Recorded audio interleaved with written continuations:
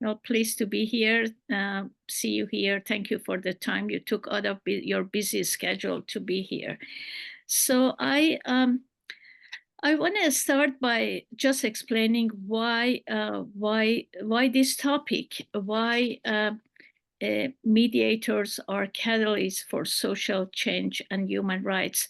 As Ken Clark he's the guru for mediation, which I know him for a long time.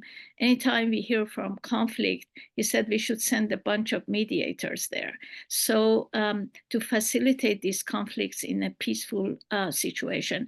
And I think that I was thinking why I choose this topic. I feel human rights is facing significant challenges both locally and globally, and the speed of social changes has accelerated significantly these days compared to earlier period in human history. So I felt when human rights and democracy is challenged, then we have polarization, and polarization increase the number of conflicts that we have at local, national, global levels. And so what would be the role of mediators and facilitators? What would be the role of mediators and facilitators in civil society, which is the backbone of any democracy and rule of law in any countries. So that's why I choose this topic.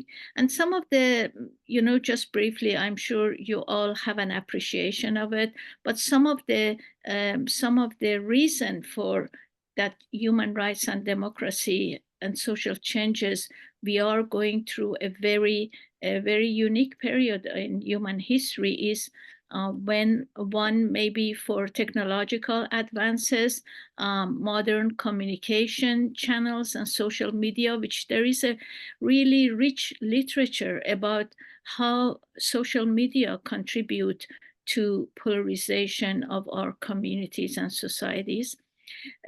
Another aspect of it is globalization and increased connectedness. It has facilitated the diffusion of social changes. So social changes is impacted by globalization and speeding up. Demographic changes in another aspect, urbanization, migration patterns, and anything related to that around the world in different forms and shapes. Another aspect is scientific and medical advances that accelerated the social changes in our age, in our time. The family structure, gender roles, and other things that it's being impacted by medical and scientific research, and also power dynamic in terms of gender, race, ethnicity, and other aspects. And the last one, which I want to emphasize, is the rise of extremism in politics, in identity, and in religion. So these are the three aspects of that I want to emphasize: the rise of extremism.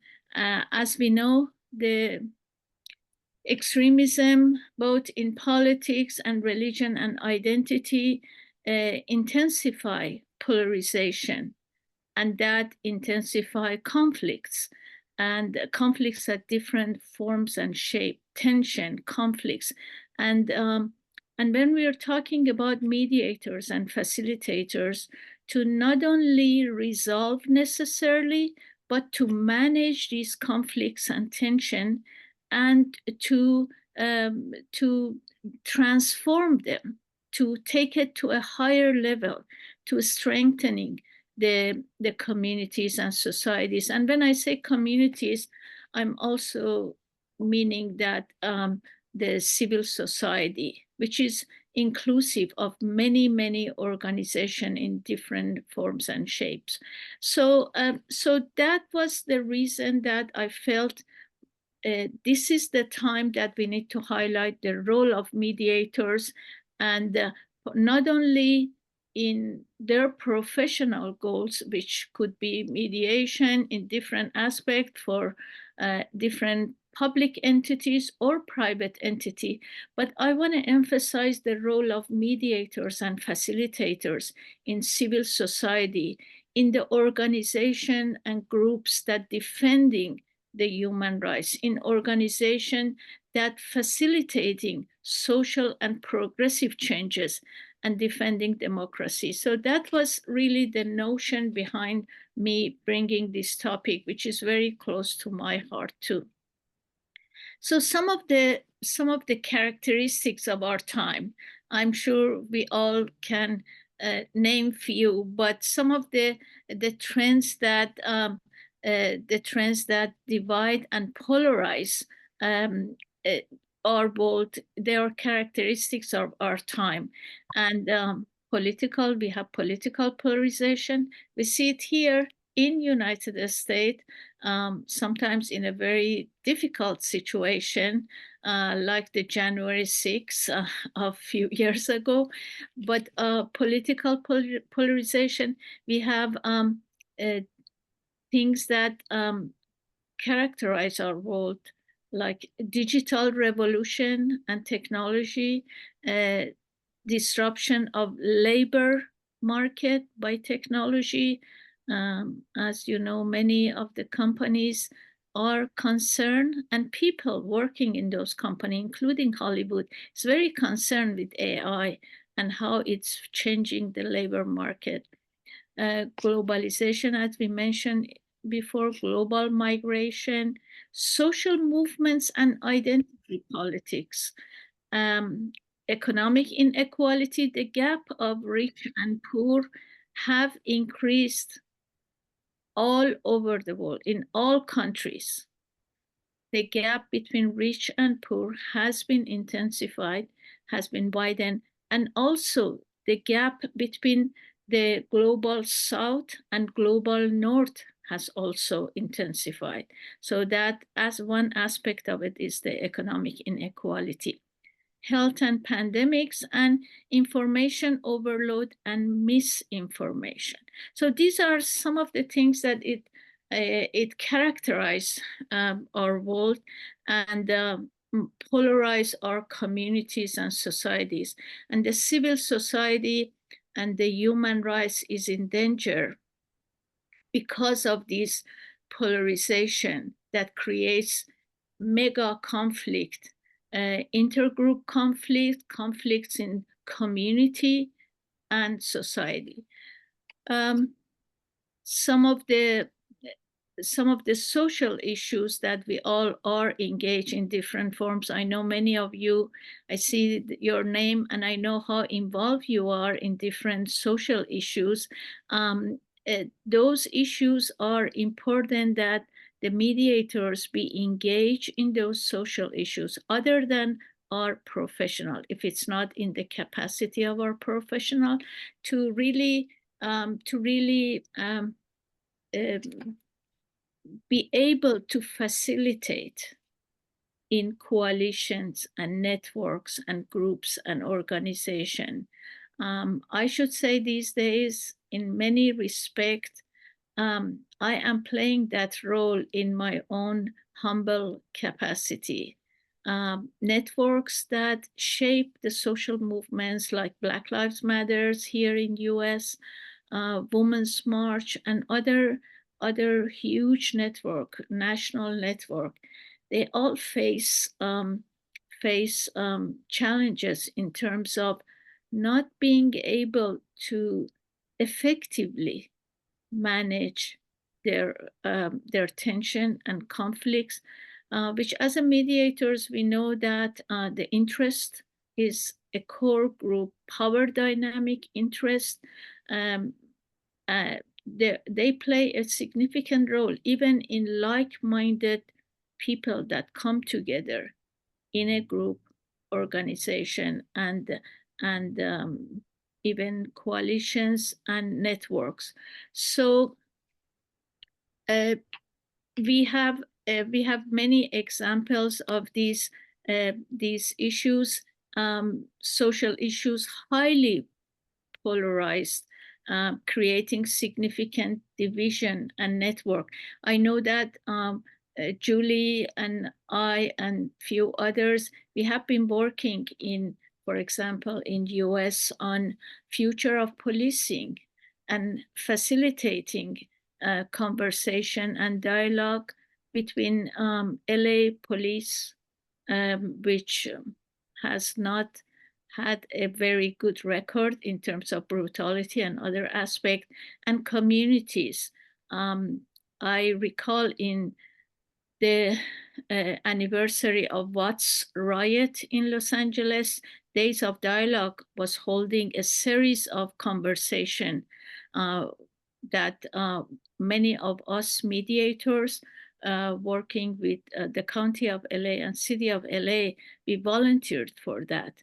And during those sessions, we were facilitating and kind of building a bridge for safe and secure conversation between Los Angeles police and communities that they've been very traumatized by the brutality of police.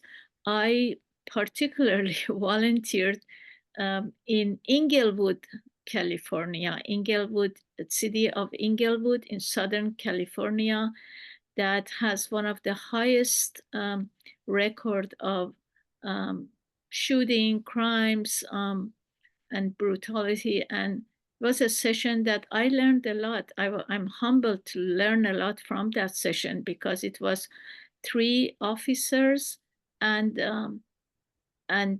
maybe 30 some community members, that 4 of them lost the loved ones due to police brutality.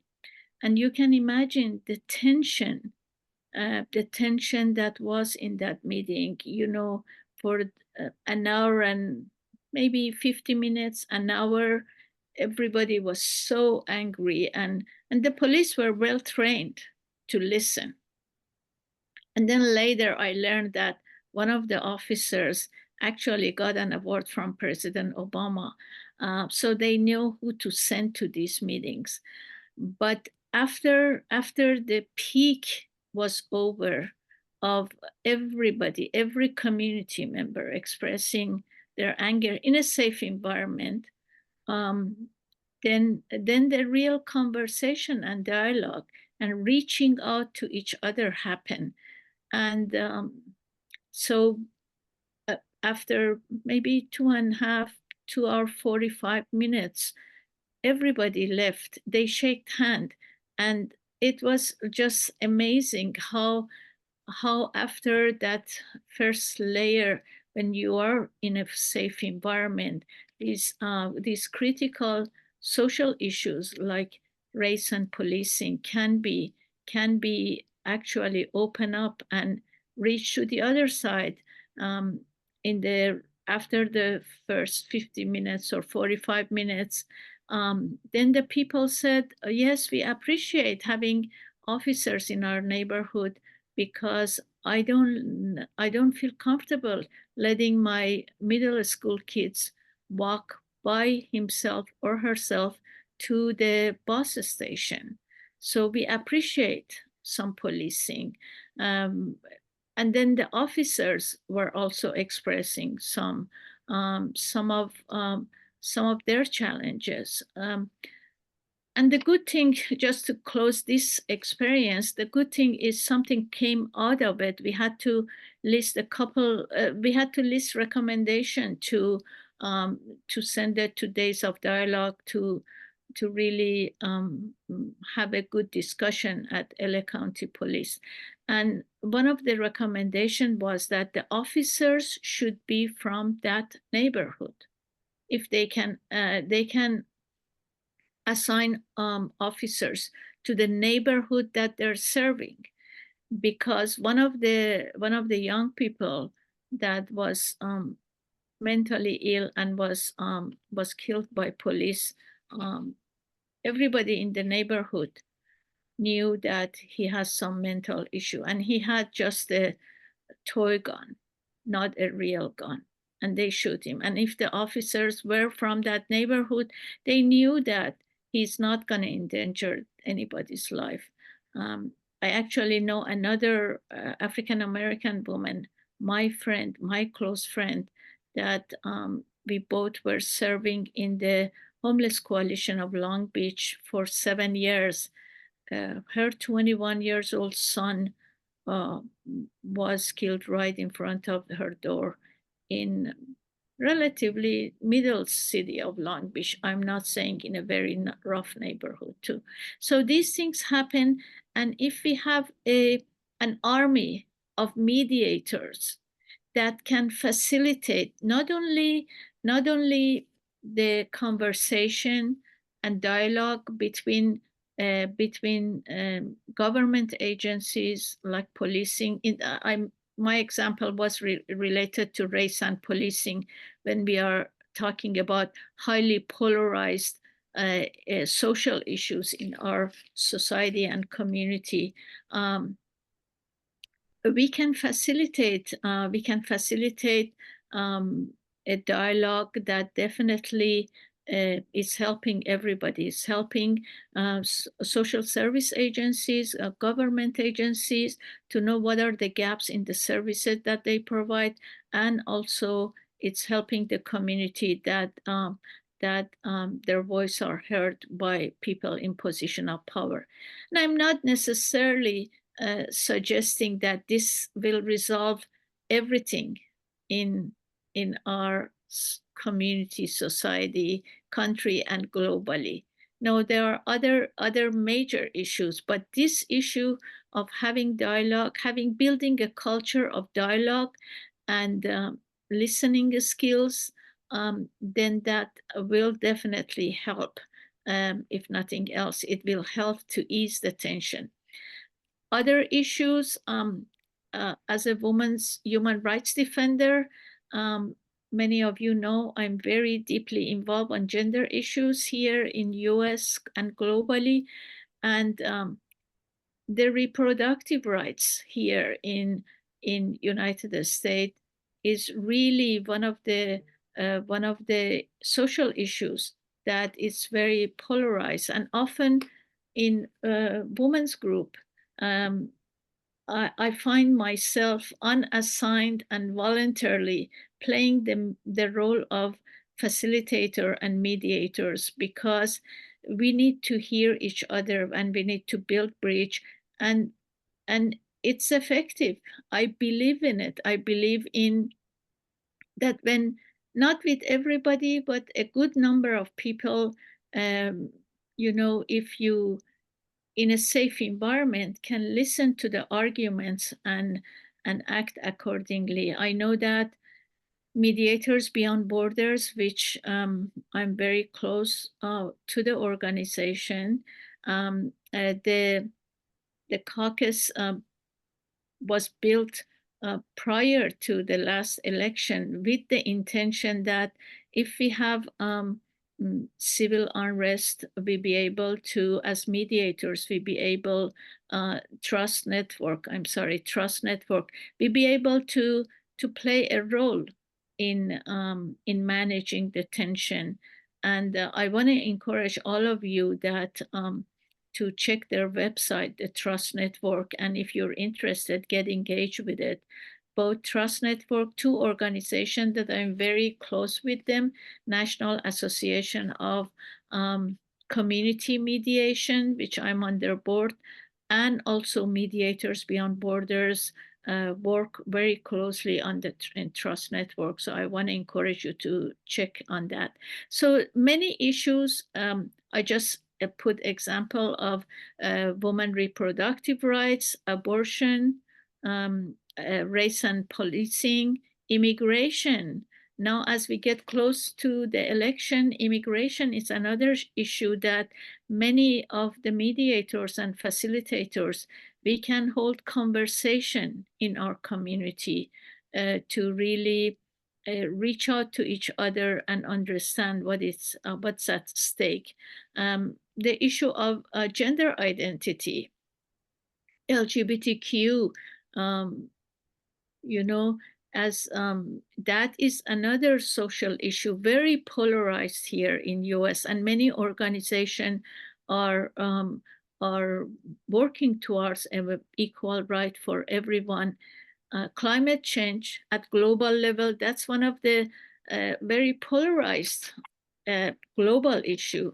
Um, Climate change, we know that in global gathering, I know Mediators Beyond Borders is very engaged in that. We have very polarized position by different countries.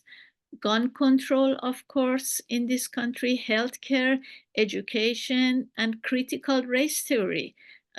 These are some of the issues that our society and our community are very polarized, and we as mediators, as a peace builder, as facilitators, we can get engaged in those social issues um, and build our community and society a more peaceful way.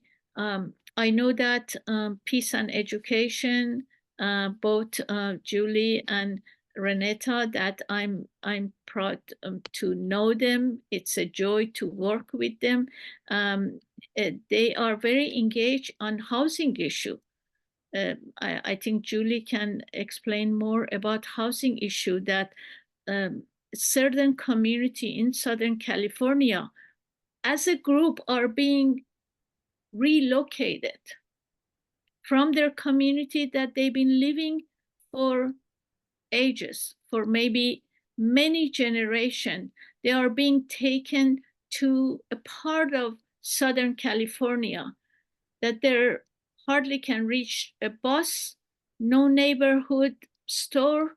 Many of them might not even have the car to go to, get grocery and other things. And these changes that we all are engaged in different part of our world, that we as peace builder, as mediators, as facilitators, we need to really engage in these social movements, because this is the time for us to really play a role. And I see some mediators here. I see some other than Julie. And and I see the who else was here that I saw mediators, and it's I just focused on US, thinking of globally, thinking of what's going on in Palestine and Israel. Many peace builders, many mediators and facilitators, for years they've been engaged in bringing these two people and their best interest of both of these nations together.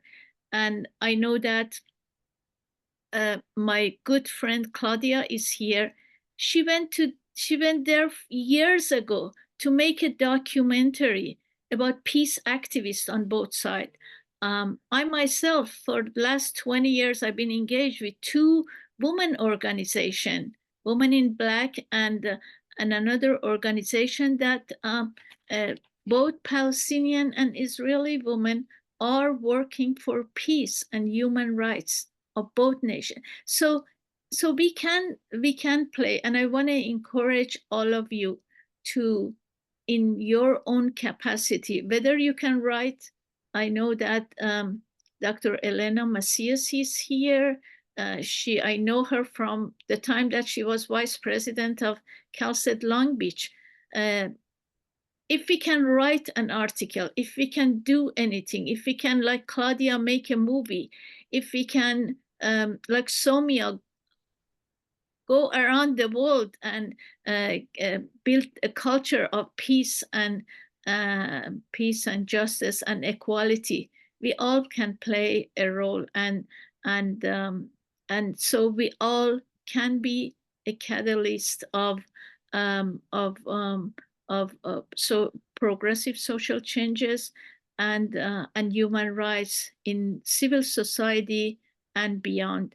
I want to stop here to have a conversation with all of you because I know that some of the names I see here, they're really experts, and I want to pick on their brain or maybe have Q&A, however Julie guide us to do.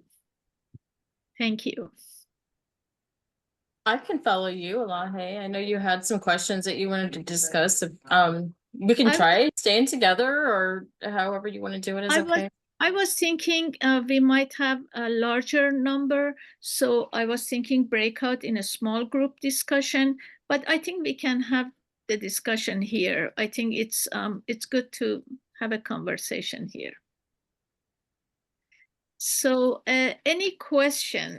I'm sure I did not cover everything, but my message is we live in a polarized age. We have many gaps, as I mentioned, few, and this is the time for us to play a role as mediators to bring communities and together for protecting human rights and democracy. That's really the core message for this presentation. If I may, Julie. Sure. Thank you very much, Elahe, for picking this subject on Juneteenth, which is so appropriate and so relevant.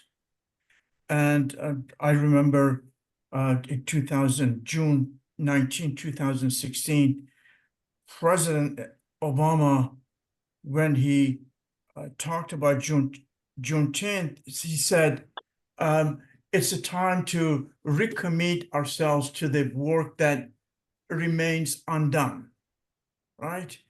I think what the mediators can do is to cultivate and continue the undone work of what Obama was talking and the nature and the principle of Juneteenth celebration. I just wanted to thank you for bringing this issue up on this particular day, which is very important. Thank you. Thank you very much for noticing that, because when they gave me the date that we can do, I said, well, this is a good subject to bring it today.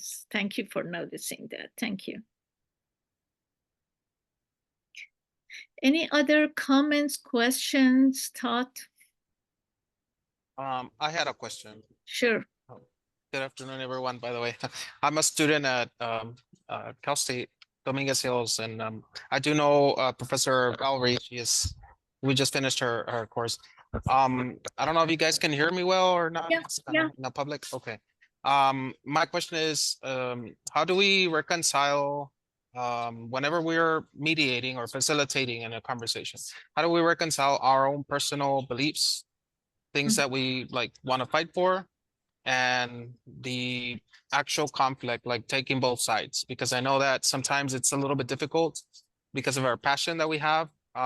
Like for me, I would like to advocate for teachers' rights because I'm a teacher, and I don't know like how to put that aside, you know, because I for the most part I support most of the union's goals, so I just don't know how to kind of I don't know if impartial is the word, probably not, but kind of how can I see both sides and be able to have a complete view so that I would be able to facilitate say between a union and a school district, or teachers and parents, or something like that. That's a very good question, and often we find ourselves in challenging position. I have found myself in challenging position. Actually, in one of the session, not the one in Inglewood, but in one of the sessions that I was facilitating and mediating conversation between LA police and the community. They were assigning an assistant for us to play our role. And at some point, I had to announce to everybody, because I knew about the research about LA County statistics of police brutality that was not being mentioned, and I felt I'm in between because I want to share that, but as a mediators and facilitators, I was impartial. So I announced it to everybody, and I shared this in a couple other kind of sessions with mediators, very, very seasoned mediators, and I asked them, and they said it's okay if you do that. So I announced to the group that I want to set aside myself for 10-15 minutes to share what I knew about that, and then my assistant run the mediation, and then I came back. So kind of announcing that if you have a point that it's important for everyone and it contribute to building bridges, then I think, or the seasoned mediators, they have told me that it's okay, you announce it, you step aside from your role as a neutral person, and then share that, and then you take your role. But it's very important that we really go to our role as mediators, and our focus should be the building bridges, and that is the focus. Some of you might know that because I'm very engaged in, I'm Iranian American. I don't know if I introduced myself. I'm Iranian American, very engaged also with the movement of Iranian women for their human rights and dignity. And 4 years ago, I felt that in my role as facilitator and mediator, I need to do. There are many Iranian women's group in diaspora from Australia to different cities in United States, Germany, any country. And then they all work towards the same goal, but they were not connected.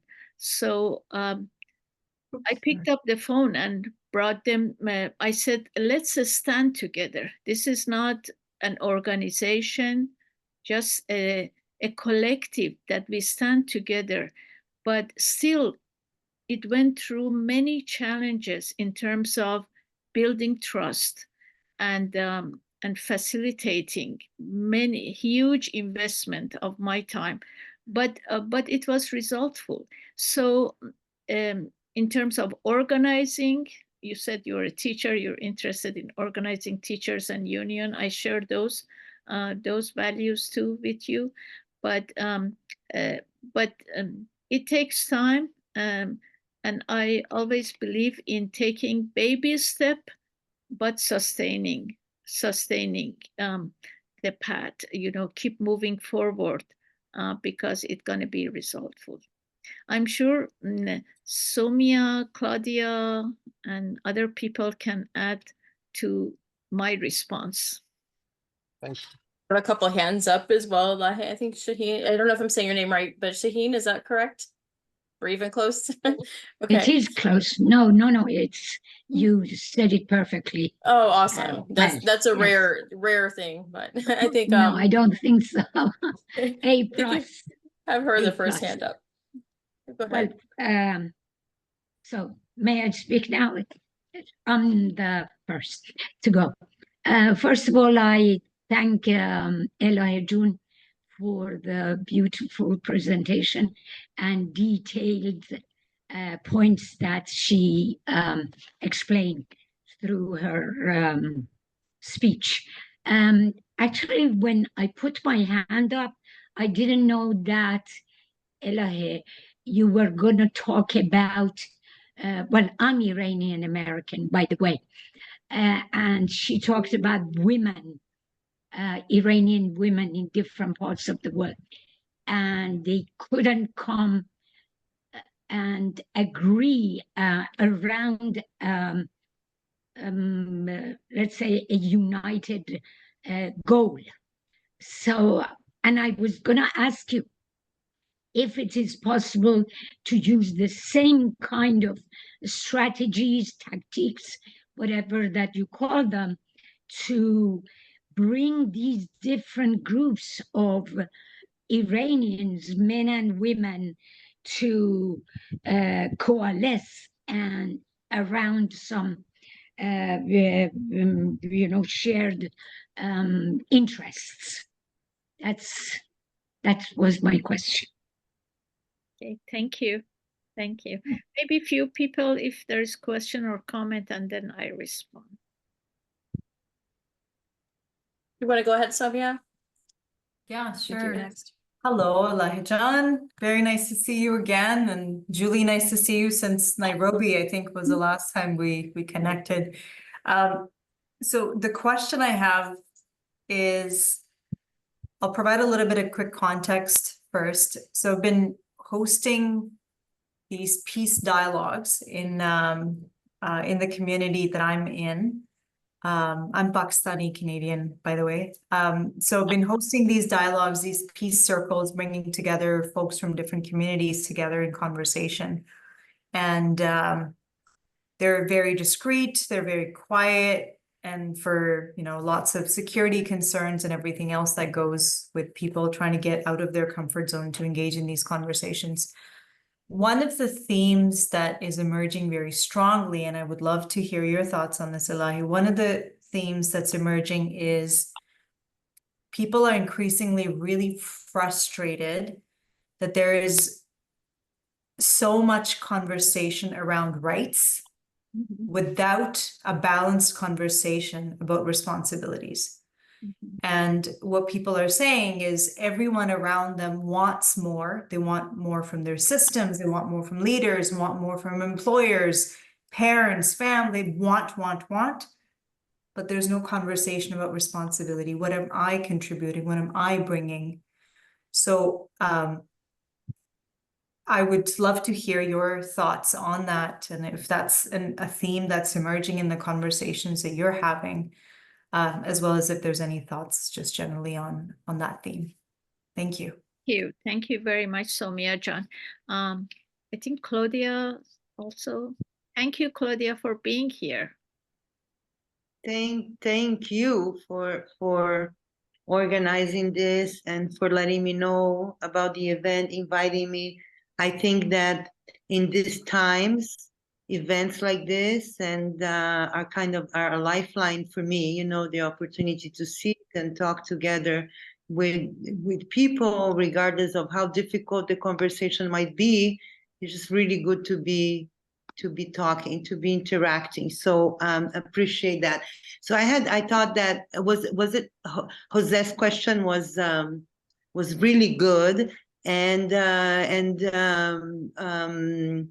I wanted to add to that to you is what's in terms of the place where these dialogues take place, if it's important to choose where the location is so that it's neutral, if that neutral is ever possible, if you take that into account in your work, and also if the nationality, the ethnicity, how important is that in terms of the facilitation, in terms of the person who's mediating? Like, do you have more credibility because you say, if I am like maybe credibility is not the word, maybe trust even, I don't know exactly what the word is, if you are in a dialogue with Israelis and Palestinians, like how important it is for me if I'm facilitating that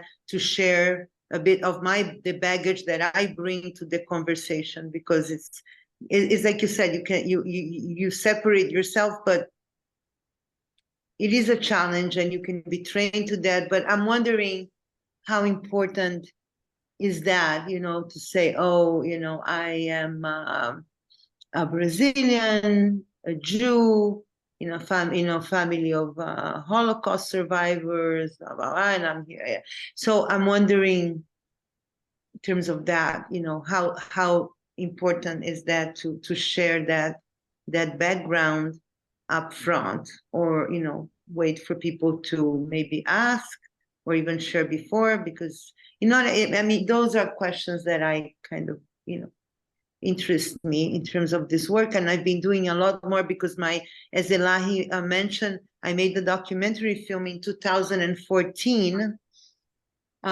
There was also a war then, and there were always issues in terms of this occupation. It's not just October 7. This has been going on for years and years. October 7 is exploded, and exploded. And anyway, I won't say more than that. But so the film is, I've been asked to show the film and to facilitate dialogue and conversation around the film. Therefore, I'm asking you these questions too. So thank you.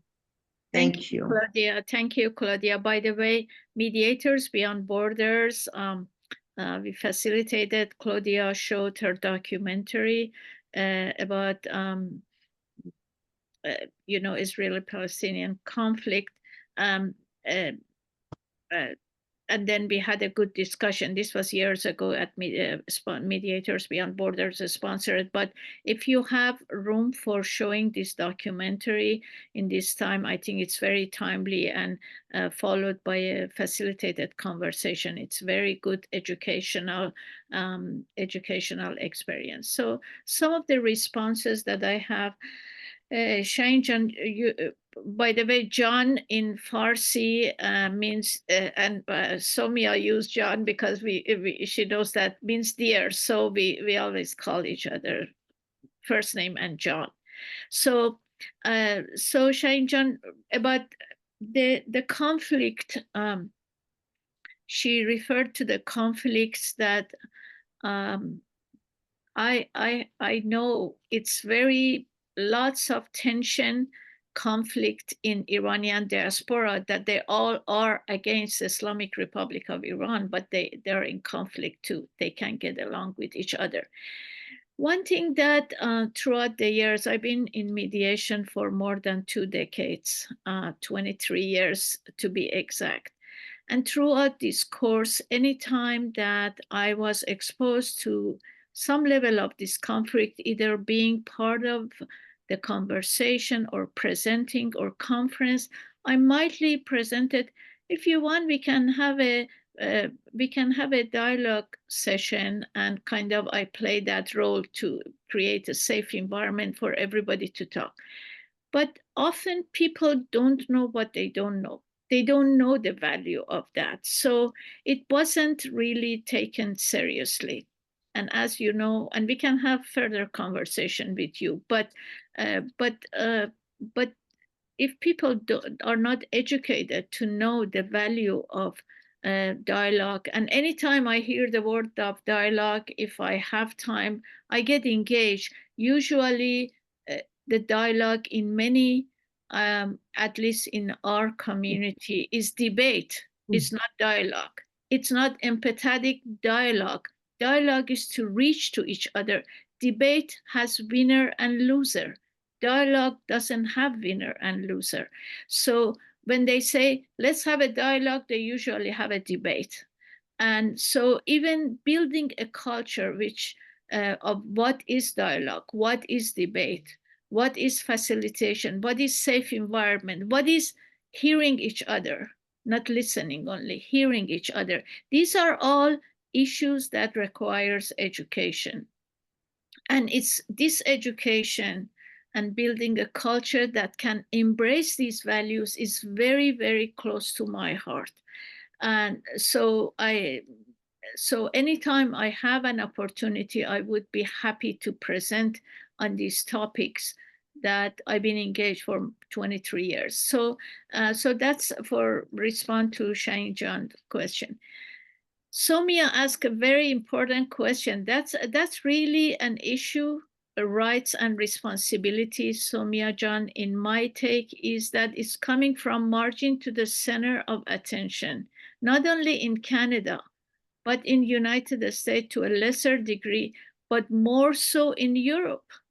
In Europe, because of the migration, we know that it's very, very important. You can I read some of the English news journals, and every night as I sleep late, I listen to France 24 from 11 to 1 or 1:30. This is a big issue right now in Europe. And as you said, maybe in Canada, it's a big issue, and it's related, interconnected with the issue of migration, with the issue of the influx of people coming to European country, to lesser degree to United States, but more in Canada. And this is an issue. Everybody demanding their rights. And within the political context of Human Rights Declaration and all the subsequent international conventions, we need to embrace that. But what are the responsibility of these communities? What they can add, what they can contribute, and even responsibility as a citizen, then that's a big issue, which to me, in my humble view, as someone digging into these things, I'm not saying this is the answer. In my humble view, I think we need to invest, we need to shift the paradigm and invest in educating this migrant population coming to Europe, that and kind of educating them about the responsibility, the rule of law, about the fact that those are acculturation to the society that they're living. So rather than putting resources in education and outreach to this population, that I'm focusing on immigrants or maybe marginalized community, not only immigrants, but marginalized community, then we blame and create a polarized view on rights and responsibility. Actually, 2 days ago, one of my relatives in Canada said, I'm all for migration to Canada and all, but this has changed, crime, this, or talking to someone, one of my colleagues in Paris, that said there are a lot of issues in schooling in Paris because some of the Muslim communities migrated to France. They don't allow their kids to go to take, for example, sex education as part of the curriculum in schools, or participate in certain sports. And these are all this is the challenges of our time. Polarized view, extremism in any aspect. So I think for rights, we need to extend it to everybody according to international law and local law, and honor that. But responsibility requires education. That is the backbone of teaching someone what are your responsibility. Anyway, that's my 2 cents. I'd like to hear your thoughts, Soumya Jan, on that too. And then regarding Claudia's comment, impartiality and being neutral, definitely, if it helps, at least on the, I should say on the surface, it might help that you're not part of any of the two conflicting, or the two groups that they have attention. I don't know if Elena Macias, that you remember, Elena, there was a big woman conference in at Cal State Long Beach, and it was and I was engaged in it, but it was a lot of tension. And because I was neither African American nor Hispanic nor considered white, I was able to play a role to bringing everybody in that juncture to a smaller school. The other example, after LA riot for Rodney King, you remember a number of us were I was part of that through LA County. I was bringing communities together, and I was the person who facilitated and mediated the community through the community of Korean and African American in Compton and Watts, because all the liquor stores belong to Korean in those two neighborhoods. And then during that Rodney King riot, everybody attacked those liquor stores because many men spending their money there, not buying food for their family. So I didn't belong to any of those ethnic group. You know, I was neither Korean, so I was able to do that, and it was a really big hall with a lot of people. But I was facilitating and mediating that. So that might play that you are a progressive, but you're Jews, but you're from Brazil, so you're not from that area. Your family were you're survivor of Holocaust and all those things. So that I think it can play a good positive things to your to the work that to the amazing work that you're doing. That's my 2 cents. I don't know how other people would think, but definitely that's important. And your record, I think trust is the core issue in all these. You know, trust is the backbone of any of these conversations we have. Anytime, if you want to play a role, people have to trust you that you're neutral.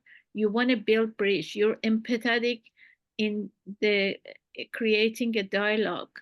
So you don't have any interest other than building bridge. So those are issues that definitely your history and work can support that. Any other thoughts? A couple, I have so many things I've written down as you've been talking, but I know Claudia had asked a question about location, too, the neutrality. And I was thinking that in a lot of the work that we do, it's very relevant because of the population that we serve. For example, the dialogues we did in Skid Row, that population could not come to us. We had to go to where they lived to hold the dialogues that we had. And in doing that, I think we built a lot of trust because no one else was there. No one, the social workers weren't coming. Anybody who was supposed to be serving that population was not serving that population, but here we were sitting down to try to connect. And I don't think it's always important, but sometimes it's very important. And the other place that's been really important is you talked a little bit about working in Compton, and I don't know if it was this way when you worked there, but we have basically spent about 3 years trying to get trust in Compton because we don't none of my team lives there. And we've had to really have a slow roll on a project that we had just because we weren't embedded and we didn't understand the dynamics. And so sometimes you have to just kind of know your audience. And then I'd say too, like the thing that came into mind is networking. Like all of you here, a lot of you obviously have some connection to Elahe. But sometimes you can play off the network of people that you have to fill in the gaps or knowledge that you don't have. And they can also be really helpful for introducing you into the conversations that you want to have or need to have with other people, because when you're trusted by, the people that know you, then the mediators usually get a little bit of a pass on, and time to build that trust. So there's a couple things that popped into my mind. And then just the policing, like what Somia said about the responsibility I don't think we've had it come up and put that exact way, but I think a lot of times what we're trying to do is build trust. The police know they need people to trust them more, even if, you know, they aren't all on board. Whether they are or not, that's what needs the work that needs to be done. And so there's some accountability for the population to share in dialogue of what that looks like. A lot of it is like, what change do you think is needed? Where do you so I think we invite them to have some responsibility in creating and brainstorming for solutions. But it's not directly spoken, but it just depends on the audience. So I thank you, Julie, for mentioning, Claudia, I forgot to respond to that aspect of your question. Definitely location is important. And neutral locations for like educational environment. Sometimes you don't have a choice. As Julie said, you have to go. Or when we were doing this dialogue between police and community, we had to go to their community. It's not like we invite the community to come somewhere else.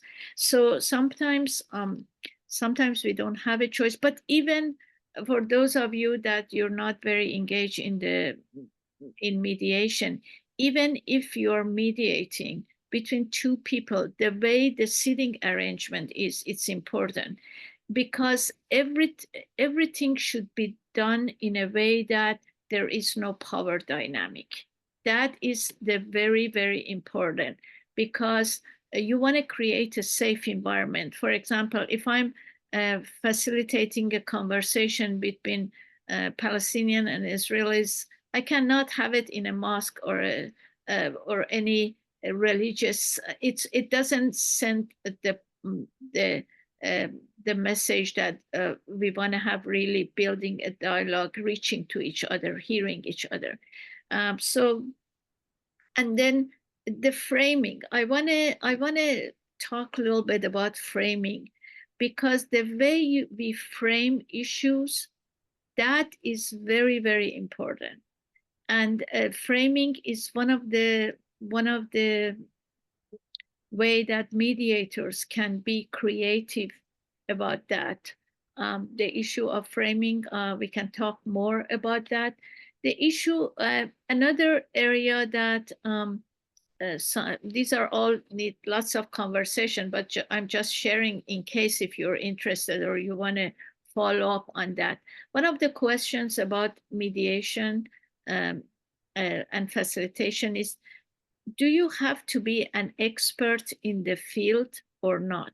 For example, I'm engaged in for example, women's issues, civil rights, and this kind of issue, but I'm not that much like, can I be a good mediator between two engineering company?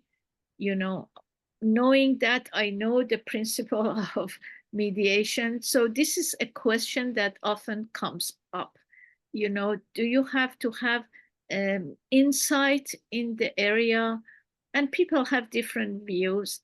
I personally feel it's good if we want to, it's good that if we want to do like a general mediation for, we have a couple people like Jose that taking mediation classes. And if there is an area, like you said, you're interested in union and teachers, then it's good that you get more insight in that area, because while mediation can happen and there is principle and you hear both sides and you tiptoe and caucus to bring them to the same page, but it's important that you have an insight, you know, the history, and so I'm more inclined that yes, mediators need to know the area that they are playing a role in resolving or managing strategies to manage the conflict and tension, because we cannot always resolve issues. Sometimes we have to be able to manage, and I'm more interested in also transforming the conflict. And I put some tips on transforming conflicts. I'm sure some of mediators here can add to it. Some of the tips for specifically transforming, whether intergroup conflict or conflict in workplace or other places. And I kind of, in my 31 years work in administration of California State University, I use some of these ideas. One is that we need, when we want to transform a conflict, we need to understand and identify root causes. Of course, as a mediator, we go deeper and deeper, these layers of onion, until we get to the core of the conflict. But in transforming the conflict, that I want to mention for Claudia, sometimes in these global conflicts, like currently what's happening in at least Southern California, a lot of conversation about Palestine, we need to understand and go to the root cause of it. You know, it's not just bringing, we can bring deeply people together and transform the conflict. The other thing, the other issue is map the stakeholders. That is another thing that I'm mindful of it, mapping the stakeholders. Of course, creating safe space for dialogue, and creating safe space sometimes needs some background work. And what it helped me is that even before we have the dialogue, even before we have the conversation or mediation, I caucus with parties, because that gives me the insight to see what are the red lines on each side, and then frame it in a way that we be able to facilitate coming together. So even before the conversation, dialogue, or mediation, I do love talk with both sides, both groups or individuals. Of course, facilitating the conversation, encourage empathy, you know, and encourage empathy between two sides, whether two groups or between members of a collective or between people who are part of a coalition or collaboration, encouraging empathy. I did a Farsi webinar a couple years ago on empathetic dialogue, you know, so that's also by itself is a encouraging empathy, and addressing inequality, contextualizing. So that's a part of education that I usually, if I am in that position, I do that even before the dialogue, I do that even before the mediation, contextualizing inequality, because the power dynamic is something sometimes in dialogue or mediation, I feel power dynamic is like a, what should I say, like a dragon. You have to constantly fight with it to kind of undo what the power dynamic is doing in dialogue or facilitation. And then promoting inclusive identity. This is also something that for transforming the conflict, I think it's very, very important we be mindful of that. Even in groups, polarized groups. For example, if I'm facilitating a dialogue between two sides of abortion rights or reproductive rights, I have to do my homework and see what are the inclusive identity of both sides to bring it together. So that's important. Inclusive narratives, that's another issue that we should be very mindful. and then also restorative justice, which is a topic that what I'm hearing these days, it's coming from margin to the center of agenda. Restorative justice is also very, very a subject these days. There are lots of noise about it. There are lots of talk about it. There are lots of literature about it, but we can use it in community mediation and also facilitating dialogue and mediation between in our polarized world in civil society and beyond.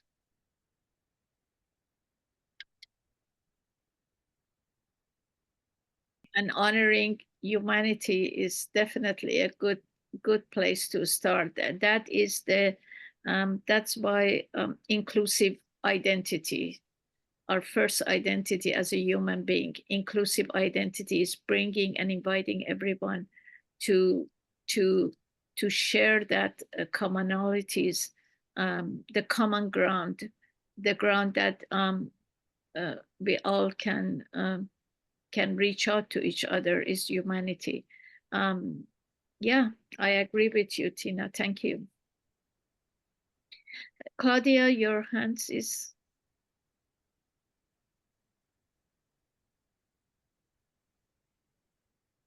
You're mute, Claudia.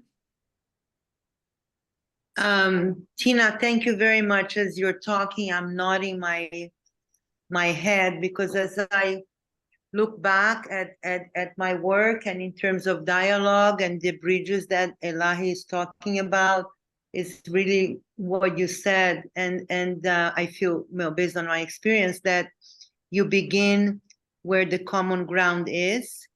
And the common ground is that, all of us have a story. The question is who's listening to that story. Everybody has a family story. And as a matter of fact, we did work on a project out of the Japanese American National Museum right after the LA riots. LA was burning, was so fragmented, and communities were, as probably most of you know, and the museum wanted to play a role in healing and in bringing communities together. And we raised money to do an arts partnership project called Finding Family Stories. And that's where we went looking for, and basically the dialogue began with artists of all the different various LA ethnic communities, and begin with them and with their work about their family stories, and then engaging the audiences in dialogues. But the point of departure would be a personal story, and facilitated by the artwork that was on view that related to the theme of identity. And the moment, people are invited to have a conversation about their own background, their experiences, and there are people that are actually listening, it's huge. It is talk about transformative. It is transformative. The attention is such a precious commodity in these times. People actually listening, looking into each other's eyes. I mean, that goes far away in terms of, bringing people together. And I remember at the Hotel Everest, when they introduced the dialogue, it was always, and I'm sure all of you are familiar with this, it's like, we're here and we speak, we use the I statement. We're not representing our countries, our religion, politics. We're not trying to figure out who did what to who, but we're here for one another. And yeah, I think that's where it begins. And the mere fact when people are willing to come into that room, that's already huge. That's the first step, right? Because that's not an easy thing, especially, I mean, in the context, any context where there's conflict and tension, where you see the other as a threat to your existence. Am I really going to have to sit into a room with somebody that my entire life I believe pose a threat to myself? What am I going to learn about myself in that process and about that person? we probably have a lot more in common than we think. And that's tough to deal with sometimes. It it shakes your value system and your own existential philosophy. So, yeah, that's, I talk too much. Okay. Anyway, thank you. Thank you. Soumya, you had your hand up too, I saw. Yeah, thank you so much, Claudia. I really appreciated the emphasis on story.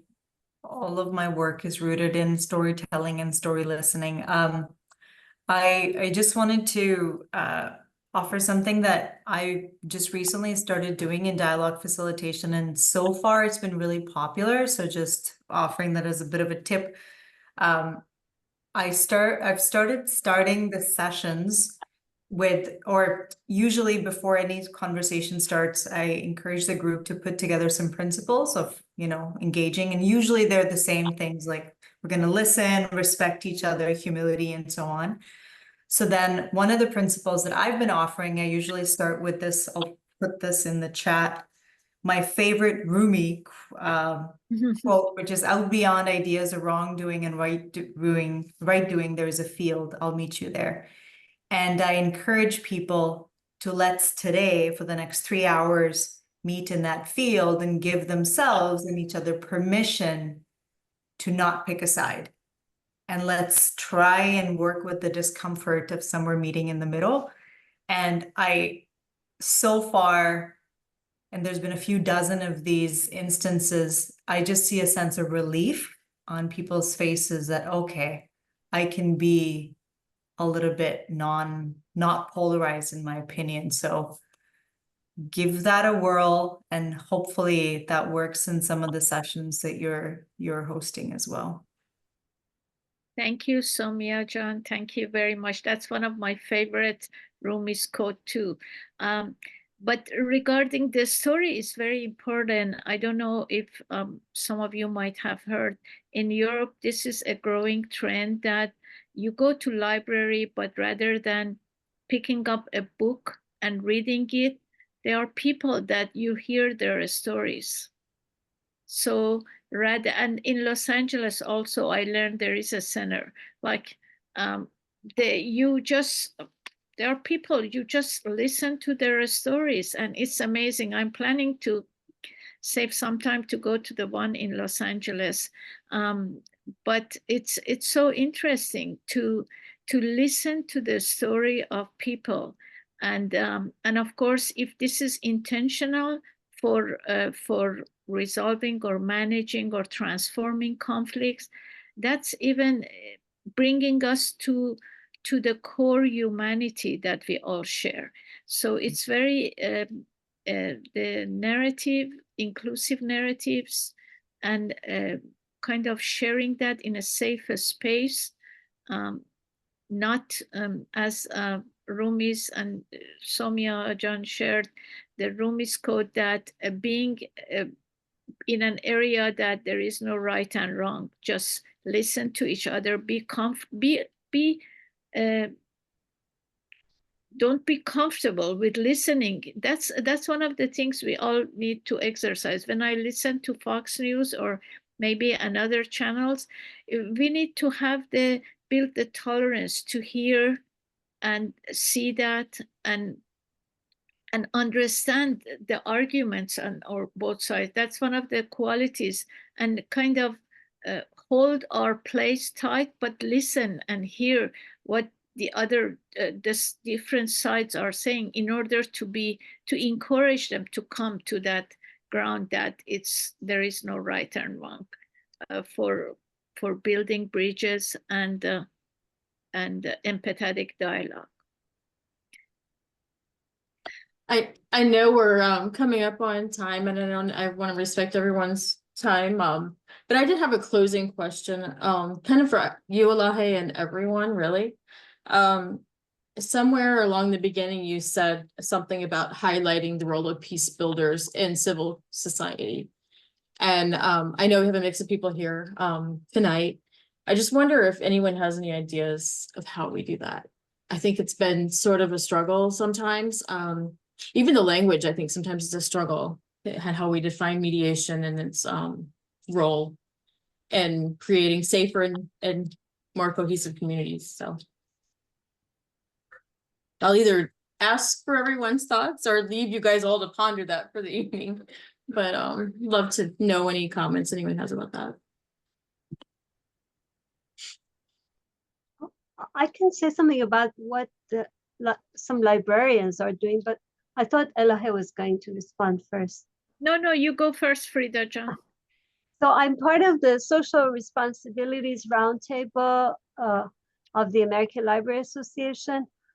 And in addition to having some dialogues, like dialogues between Palestinian and Israeli peace activists, we just issued some brochures. We call them pathfinders. That's the library lingo. But it's basically like a little guide with an introductory paragraph and some resources on a topic. So we picked 6 or 7 topics that have been weaponized in this election period and did brochures on each of them. And they're artistically very nice because one of our members is very, very artistic. So we did one on abortion rights, one on migration crisis, on Israel-Palestine, on Ukraine, on gun violence, on number of other things.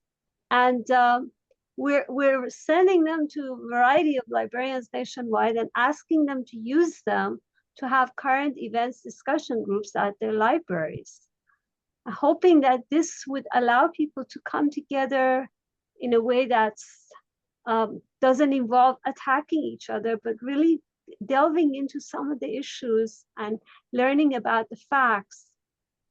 I don't know if it's going to work. I can let you know in a few months. And let's see what happens with the election. God have mercy on us. But that's one way we're trying to address. I want to share that I work with a lot of young people, and you may categorize them as Gen Z and Gen Alpha.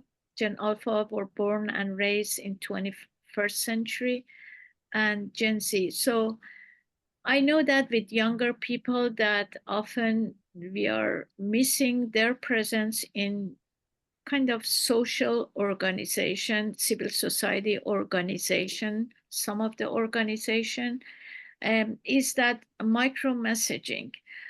So the micro messaging could be written, could be, we can use our social media, we can use our media, anywhere, micro messaging.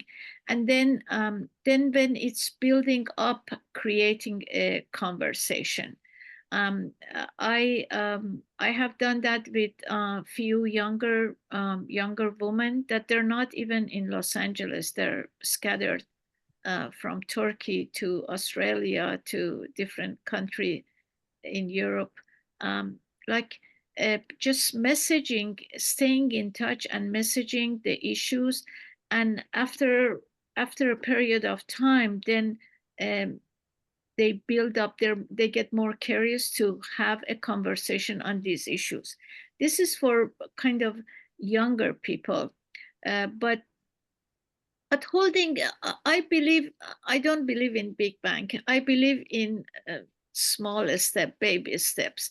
So even having a conversation, hosting a dinner and having a conversation with 6 people, or through our network, sharing food and sharing stories, anything can help to build the culture of dialogue and hearing each other, and bring us back to that humanity. And whether if we have an organization, maybe inviting topics that's important for people. Because I found these days, even in civil society organization, or at least the range that I'm engaged with them, I see tension. And this tension, even, for example, on abortion, when you get engaged, sometimes you pick up tensions. And the same way that they say, if you study women studies, you get a gender sensitive lens, or the mediators, we have a conflict sensitive lens, meaning that as conflicts is starting to come up, we can see that. And then, so having conversation, empathetic dialogue, education, and then building an environment, a safe environment with trust. I want to emphasize again, the trust is the backbone of anything that we do as peacemakers. Thank you so much, Elahe. You've given us a lot to think about tonight. Does anyone have anything they'd like to share before we close out? I don't want to cut anyone short, but I know everybody's time is valuable, so. Is it possible for you to share some of the links that were in the chat? Thank you. Yes, I will. I'd be happy to do that. And I can share I know you said you came in a little bit late and someone else did too. Tonight I have recorded, so I'm happy to share this video with everyone that was here, as long as everyone is okay with it. I don't think anyone shared anything real personal. Really just about strategies and how to be peace builders and make a difference. So happy to do that. Julie, I want to share. I also want to share something I should have said at the beginning. This organization that Julie is representing here, and I'm very close to them, it's a nonprofit organization, and I want to encourage all of you to the capacity that you have, $10, $5, $20, more or less. If Julie, there is a place that you can share, I want to encourage everyone. We all do this kind of work voluntary. I know Julie, me, and other people. If we can support them, I want to encourage you to do so. Thank you very much.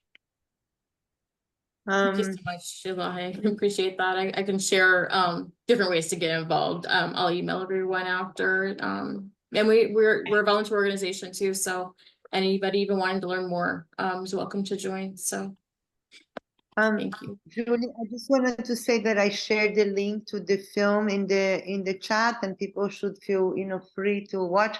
Also, did we get everybody's emails in the invitation to this meeting or not? Like, if we want access to emails, if people agree, I maybe some people might not want to, but because that would be a way. I did not share them openly, but what I will do is I'll follow up with the video and I'll ask if anyone doesn't want it to be shared, let me know, or vice versa. And I'm happy to share information and connections, and anyone that has thought about your video. I have a thought about the movie that or your documentary that you shared. I think we've struggled a little bit with our university and addressing the Israeli-Palestinian conflict.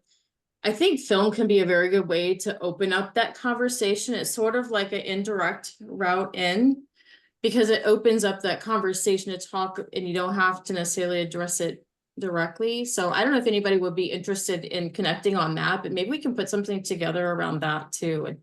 And something connected to the documentary and a conversation after. It would be useful.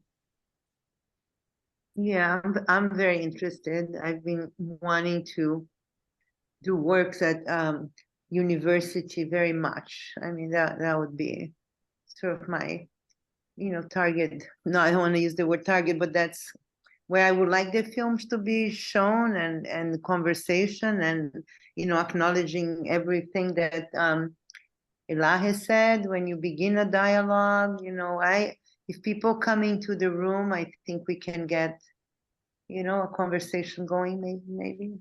Mm-hmm. Yeah.